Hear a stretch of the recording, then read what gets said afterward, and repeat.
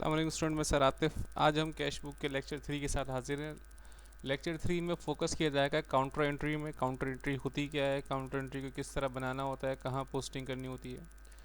लेकिन थोड़ा सा मुश्किल होता है। इससे पहले आपको लेक्चर 1 और लेक्चर 2 की वीडियो लाजमी देख लेनी चाहिए। आप मेरे चैनल के प्लेलिस्ट में जाएँ, उसमें कैश बुक के प्लेलिस्ट उठाएँ आप, और उसमें लेक्चर 1 लेक्चर 2 कैश बुक का देख कर आएँ। अगर वो देख लिया तो आपको ये समझ में आराम से आ जाएगा, अदरवाइज़ आप प्रॉब्लम का शिकार हो सकते हैं। ठीक है जी, तो शुरू करते हैं कैश बुक लेक्चर 3, जिसमें हम काउंटर एंट्री को फोकस करेंगे। काउंटर एंट्री होती क्या है? एक ऐसी एंट्री जिसमें पेज की दोनों तरफ काम हो। आपको पता है कि कैश बुक में दो पेजेस होती हैं, एक रिसिप्ट साइड और एक पेमेंट साइड। ठीक है, तो अगर रिसिप्ट साइड और पेमेंट साइड दोनों तरफ काम हो रहा है तो इसमें क्या बोलेंगे? काउंटर एंट्री बोलेंगे। ठीक है, फॉर एग्जाम्पल पहली एंट्री हमारे पास क्या है? Mister Salman started business with cash investment 5 lakh. Mister Salman ने क्या किया? 5 लाख रुपए से कारोबार को स्टार्ट किया। ठीक है, तो इसमें क्या होगा? कारोबार शुरू करने के लिए हम क्या बोलते हैं? इन्वेस्टमेंट। इन्वेस्टमेंट को हम क्या बोलते हैं? कैपिटल। तो यहाँ पर डेट क्या डालेंगे हम? जनवरी 1। कारोबार स्टार्ट हुआ है, पैसे आए कारोबार में, तो इसलिए रिसिप्ट साइड में लिखेंगे हम कैपिटल। लिखेंगे हम कैपिटल का नाम क्या है ओनर का? सलमान। सलमान लिखा मैंने, और कौन से कॉलम में लिखूंगा इसको? मैं कैश कॉलम में लिखूंगा। ठीक है, ओके। तो ये तो हो गया, mister Salman started business with cash investment 5 lakh. जब कारोबार में पैसा लगा रहे हैं, इसका मतलब कारोबार में कैश आ रहा है, तो इसको हम रिसिप्ट साइड में कौन से कॉलम में लिख देंगे? कैश कॉलम में। सेकंड क्या है? Cash deposited into bank. ये काउंटर एंट्री है। ये कौन सी एंट्री हमारे पास? काउंटर एंट्री है। काउंटर एंट्री में होता है क्या है? पेज की दोनों तरफ काम होगा। ये कौन सी एंट्री हो गई हमारे पास? ये रेड मार्किंग कर दिया, आप इसको समझ सकें। काउंटर एंट्री होती है। इसमें हो ये रहा है कि पैसे मैं ऑफिस से ले रहा हूँ, बैंक में जमा करवा रहा हूँ। इसका मतलब बैंक में पैसा आ रहा है और ऑफिस से पैसा जा रहा है। जब बैंक में पैसा आ रहा है, ऑफिस से पैसा जा रहा है, तो मैं रिसिप्ट साइड में भी काम करूँगा, पेमेंट साइड में भी काम करूँगा। तो इसको मैं किस तरह सॉल्व करूँगा? देखिए, पहला पेज कौन सा पड़ता है मेरे पास? रिसिप्ट साइड पड़ती है ना। तो पहले मैं ये देखूँगा पैसा आ कहाँ पर है, कैश आ कहाँ पर है, कैश इंक्रीज़ कहाँ पर हो रहा है। तो लिखा हुआ क्या है? Cash deposit into bank. मैंने रेड मार्किंग इसलिए करती, काउंटर एंट्री, इसको फोकस करना आपने। ये पूरा सवाल ही काउंटर एंट्री में ज़्यादा फोकस किया हुआ मैंने, स्पेशली काउंटर एंट्री के लिए। तो पैसे बैंक में जमा करवाएं, इसका मतलब मेरा बैंक बैलेंस इंक्रीज़ हो गया, तो मैं कौन से कॉलम में लिखूँगा? अमाउंट, बैंक कॉलम में। ठीक है, और रीज़न में क्या लिखूँगा इसकी? डिपॉजिट। क्या रीज़न लिखूँगा मैं? डिपॉजिट। डेट क्या है इसकी? जनवरी 2। ये तो होगी रिसिप्ट साइड। पैसे बैंक में आ गए, इंक्रीज हो गया कैश, इसलिए मैं रिसिप्ट साइड पे लिख दिया। ऑफिस से कैश गया भी तो है ना, तो इसलिए हम इसको पेमेंट पेज में भी काम करेंगे। तो पेमेंट पेज में क्या डेट डालूंगा मैं? जनवरी 2। रीज़न क्या लिखूंगा? पैसे डिपॉजिट करवाएं, तो मैं क्या लिख दूंगा यहाँ पर? डिपॉजिट। कैश कहाँ से गया है? ऑफिस से गया है, तो मैं कहाँ लिख दूंगा? कैश कॉलम में लिख दूंगा। अब इस सवाल की ख़ास बात क्या है? इस सवाल की ख़ास बात ये कि इसके पेज की दोनों तरफ काम हुआ ही है। जब पेज की दोनों तरफ काम होगा तो इसको हम क्या लिखेंगे? हम काउंटर एंट्री लिखेंगे। ठीक है, ये ध्यान में रहेगी बात आपके। जब पेज की दोनों तरफ काम होगा तो कहाँ लिखेंगे इसको? हम क्या कहेंगे इसको? हम काउंटर एंट्री। तो अब काउंटर एंट्री की पहचान के लिए हम क्या करते हैं? पोस्ट रेफरेंस में हम सी लिख देते हैं। क्या लिख देते हैं? सी। सी फॉर काउंट्रा। क्या लिखा है मैंने? ये सी लिखा है। ठीक है, ये आ गया सी। ओके, तो ये कैश डिपॉजिट टू बैंक, पैसे बैंक में जमा करवाए हमने। रिसिप्ट साइड में पैसा बैंक में आया, इसलिए मैंने रिसिप्ट साइड में बैंक कॉलम में लिखा। पेमेंट साइड में पैसा ऑफिस से गया, इसलिए पेमेंट साइड में मैंने कैश कॉलम में लिखा। चूंकि पेज की दोनों तरफ काम हुआ, इसलिए मैंने क्या लिख दिया यहाँ पर? पोस्ट रेफरेंस में सी लिख दिया। काउंटर की निशानी होती है। उसके बाद देखिए क्या लिखा हुआ? जनवरी 4, withdraw cash from bank for office use 1,20,000। ये दूसरी काउंटर है। देखिए, काउंटर सिर्फ दो होती हैं। एक वो जब आप पैसा बैंक में जमा करवाते हैं, जो मैंने अभी बना दी है, और एक वो जब आप पैसा बैंक से निकलवा के ऑफिस में ले आते हैं। अगर पर्सनल यूज़ के लिए लेके गए ड्राइंग है, वो काउंटर नहीं होती। लेकिन अगर आप बैंक से पैसे निकलवाते हैं और ऑफिस में लेकर आ जाते हैं तो इसका मतलब क्या हो गया, ऑफिस में कैश इंक्रीज़ हो गया, ऑफिस में कैश आ गया, तो रिसिप्ट साइड में कैश कॉलम में काम करेंगे हम। और बैंक से पैसा कम हो गया, बैंक से पैसा चला गया, इसलिए पेमेंट साइड में बैंक कॉलम में लिखेंगे हम, ठीक है। तो ये यहाँ पर क्या हो रहा है, ये दूसरी काउंटर है। काउंटर सिर्फ कितनी होती है, 2 होती हैं। तो यहाँ पर क्या हुआ, पैसे बैंक से निकलवाए हैं, withdraw cash from bank for office use, office में पैसे आ गए। तो पहला पेज कौन सा पड़ता है मेरा, रिसिप्ट पेज पड़ता है। पैसे कहाँ पर आए, ऑफिस में आए। तो मैं यहाँ पर क्या लिखूँगा, कैश कॉलम में 1,20,000। रीज़न क्या लिखूँगा, विदड्रॉ किया, इसलिए मैं क्या लिख दूँगा, विदड्रॉ। डेट क्या लिखूँगा मैं, जनवरी 4, ठीक है। तो ये रिसिप्ट पैसा चूंकि ऑफिस में आया, इसलिए रिसिप्ट पेज में मैंने कौन से कॉलम में, कौन से साइड में लिखा, कौन से कॉलम में लिखा, कैश कॉलम में। अब पैसा गया कहाँ से, बैंक से पैसे निकलवाए, ऑफिस में लेकर आए। तो पेमेंट कहाँ से हो रही है, डिक्रीजिंग कहाँ हो रही है, कम कहाँ से हो रहा है, बैंक से कम हो रहा है। इसलिए पेमेंट पेज में कौन से कॉलम में लिखूंगा मैं, बैंक कॉलम में लिखूंगा, ठीक है। तो सबसे पहले हम डेट लिख लेते हैं, जनवरी 4। रीज़न क्या है, विड्रॉ किया पैसा ऑफिस के लिए। कौन से कॉलम में लिखूंगा मैं, बैंक कॉलम में, ठीक है।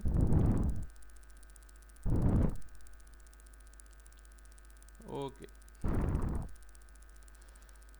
अब चूंकि पेज की दोनों तरफ काम हुआ है, इसलिए पोस्ट रेफरेंस हम क्या लिखेंगे, C. C stand for contra, C stand for contra. तो यहाँ पे भी मैं पेज की इस तरफ भी क्या लिख दूंगा, रिसीप्ट साइड में भी काउंटर। तो काउंटर 2 ही होती हैं।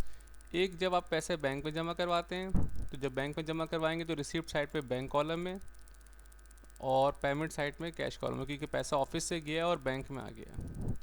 और दूसरी काउंटर क्या होती है, पैसे बैंक से निकलवा के ऑफिस ले आते हैं, भाई 2 ही काउंटर होती है। तो पैसा ऑफिस में आ गया, इसलिए रिसिप्ट साइड में कैश कॉलम में, ऑफिस का कॉलम कौन सा होता है, कैश कॉलम होता है। और पेमेंट साइड में पैसा कहाँ से गया, बैंक से गया, इसलिए पेमेंट साइड में बैंक कॉलम है। यही 2 काउंटर होती है जो स्टूडेंट को तंग करती है, इसको अच्छी तरह समझ लें, ठीक है। तो ये दूसरी काउंटर आ गई हमारे पास। गेटिंग स्टूडेंट, कोई मसला हो आप मुझसे पूछ सकते हैं।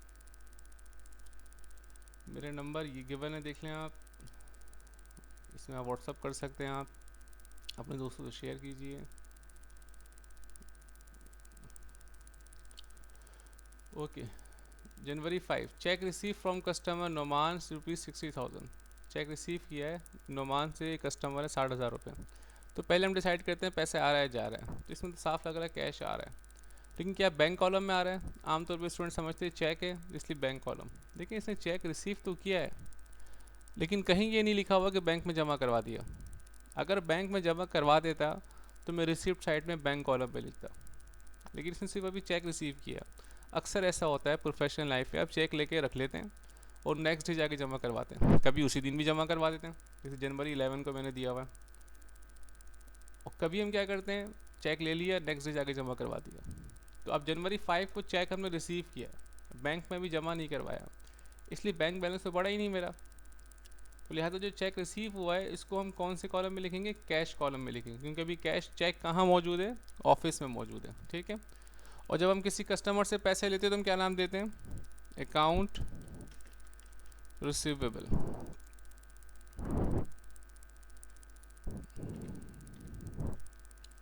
ठीक है। और डेट क्या डाल दूंगा मैं यहाँ पर, जनवरी 6, ये एंट्री हमारी होगी, ठीक है। तो रिसिप्ट साइड में कौन से कॉलम में, कैश कॉलम में। चेक रिसीव हो रहा है, पैसे आ रहे हैं, ये जनवरी 5 देखें आप, जनवरी 5 है ना ये। तो डेट में क्या लिखूंगा, जनवरी 5।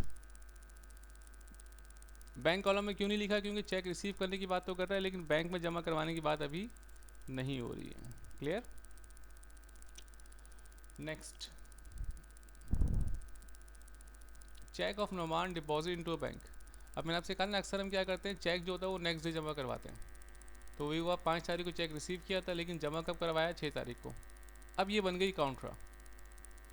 जब पैसा बैंक में जमा करवाएं या चेक जमा करवाएं तो वो काउंटर बन जाती है, क्योंकि चेक ऑफिस से निकलेगा और बैंक में जाएगा। तो बैंक में रिसीव हो रहा है, बैंक इंक्रीज हो रहा है, रिसिप्ट साइड में बैंक कॉलम है, ऑफिस से कैश जा रहा है, डिक्रीज हो रहा है ऑफिस से, इसलिए पेमेंट साइड में कैश कॉलम में। तो ये पेज की दोनों तरफ काम होगा। इट्स लुक लाइक जो जनवरी 2 में हमने काम किया था, ये वाला देखिए। हम रिसिप्ट साइड में बैंक कॉलम में लिखेंगे हम कितने का। अब अमाउंट नहीं लिखी हुई तो ऊपर चेक कितने का था, 60,000 का, तो यहाँ पर भी मैं क्या लिख दूंगा, 60,000। ठीक है। और यहाँ पर मैं क्या लिखूंगा, डिपॉजिट करवा रहा हूँ इसलिए क्या लिख दूंगा मैं, डिपॉजिट। डेट क्या लिखूंगा मैं, 6 जनवरी। ठीक है। पेमेंट साइड में कैश कहाँ से गया, कैश गया ऑफिस से। कैश या चेक एक ही बात है, क्योंकि वो भी जमा आज हुआ है। वो क्या करवा रहा हूँ मैं, डिपॉजिट। कितने का चेक था, 60,000 का, जो हमने 5 जनवरी को रिसीव किया था। अमाउंट 6 जनवरी को मेंशन नहीं करी क्योंकि ज़रूरत नहीं थी, क्योंकि 5 जनवरी का अमाउंट मेंशन थी। अब यहाँ पर मैं काउंटर है इसलिए क्या लिख दूंगा, सी। C stand for counter.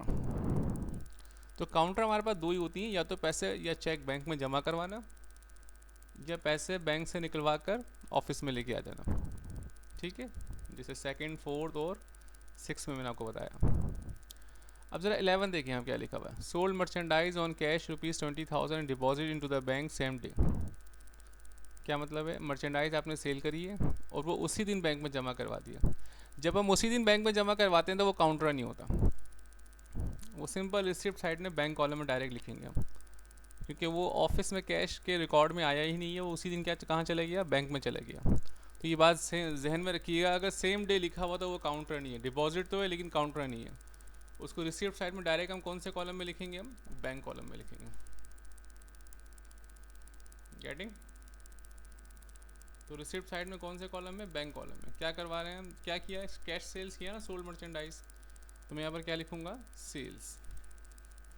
Office column में क्यों नहीं लिख रहा मैं, क्योंकि ऑफिस में भी कैश नहीं आया, डायरेक्ट बैंक में चला गया।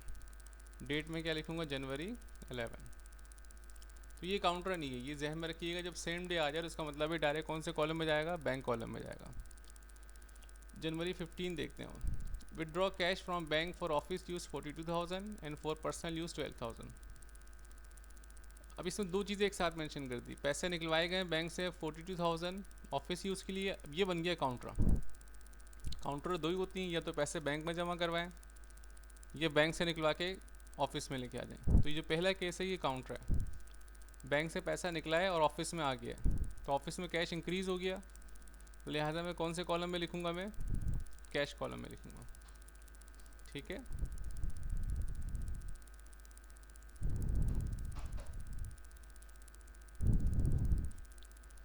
क्या लिखा हुआ यहाँ पर, withdraw cash from bank for office use 42,000।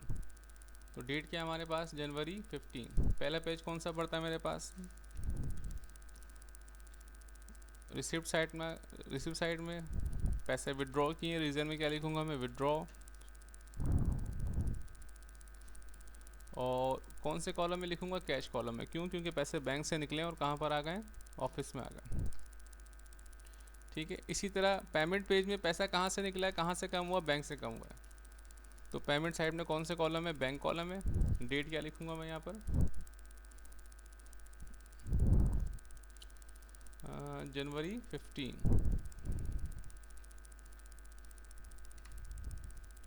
Reason क्या लिखूंगा मैं यहाँ पर, विड्रॉ। चूंकि पेज की दोनों तरफ काम किया इसलिए हम क्या लिखेंगे यहाँ पर, काउंटर।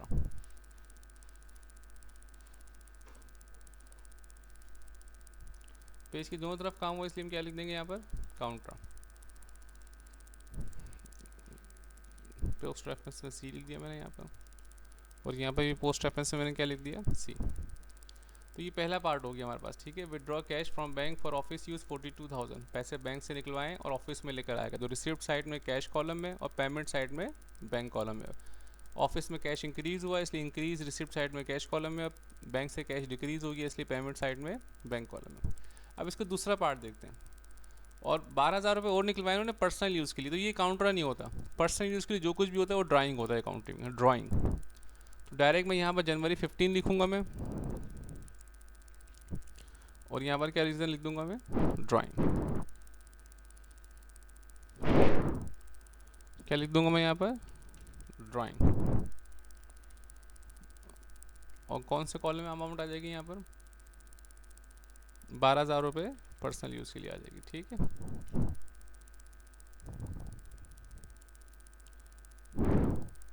नेक्स्ट हमारे पास क्या है, paid rent expense by cash 15,000 and by cash, इसको बाय चेक कर दें। क्या कर दें इसको आप,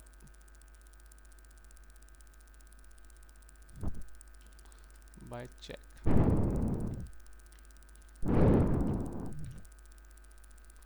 paid rent expense by cheque 15,000 by cash 12,000। तो डेट क्या लिखूंगा मैं यहाँ पर, पैसे जा रहे हैं, जाहिर सी बात है इसमें तो पे कर रहे हैं आप लेक्चर 1 लेक्चर 2 की वीडियो देखिएगा तो उसमें आपको समझ में आ जाएगी सारी बातें। तो ये सिंपल सी बात है, पेमेंट साइड में लिखेंगे इसको हम रेंट एक्सपेंस के नाम पे हम, और ऑफिस से कैश कितना किया, 12,000 किया, लिहाजा कैश कॉलम में 12,000, और बैंक कॉलम में कितने लिखूंगा मैं, 15,000, ठीक है जी। I hope you are getting. देखिए रेंट एक्सपेंस पे किया बैंक के ज़रिए 15,000 रुपये, तो चेक बैंक कॉलम में 15,000, और बाय कैश 12,000, तो कैश कॉलम में 12,000। चेक रिसीव फ्रॉम कस्टमर 65,000, ये वही बात रिपीट हो रही है, चेक रिसीव किया हमने 65,000 का, तो डिपॉजिट सेम डे की बात नहीं हो रही, इसका मतलब है चेक आया तो है लेकिन वो कहाँ मौजूद है, ऑफिस में। तो लिहाजा मैं डेट क्या डालूँगा, जनवरी 22, और सिंपल जब हम किसी से पैसे लेते हैं तो क्या नाम देते हैं इसको, अकाउंट रिसीवेबल का अकाउंट यूज़ करते हैं, ठीक है। और कौन से कॉलम में लिख दूंगा उसको मैं, कैश कॉलम में, क्योंकि चेक हमने रिसीव तो किया लेकिन बैंक में जमा अभी नहीं करवाया, तो ये डिपॉजिट बैंक में भी नहीं हुआ। जनवरी 25 में क्या हो रहा है, cheque deposit into bank receive on January 22 जो चेक जमा रिसीव किया था वो बैंक में जमा करवा रहे हैं। अब ये काउंटर बन गया। काउंटर दो ही होते हैं बस, पैसे बैंक से निकलवाना और पैसे बैंक में जमा करवाना। निकलवाना हो तो ऑफिस यूज़ के लिए, पर्सनल यूज़ के लिए ड्राइंग कहलाएगा वो। तो कितने काउंटर बताए मैंने आपको, 2। डेट क्या डालेंगे हम, जनवरी 25, ये काउंटर एंट्री हमारे पास, क्योंकि पैसे हम ऑफिस से जा रहे हैं और बैंक में आ रहे हैं, तो जमा करवा रहे हैं, इसलिए रीज़न में क्या लिखूंगा, पर्टिकुलर में डिपॉजिट। कौन से कॉलम में पैसे आए, बैंक कॉलम में पैसे आए। अमाउंट नहीं लिखी हुई, 22 को चेक कितने का आया था, लिखा जनवरी 22, तो कितने का आया था, 62-65,000 का आया था, तो अमाउंट वहीं से ले लूँगा मैं, ठीक है। और पेमेंट साइड में कैश कहाँ से किया, ऑफिस से किया। क्यों किया, क्योंकि हम डिपॉजिट करवा रहे हैं जी। डेट क्या हमारे पास, जनवरी 25,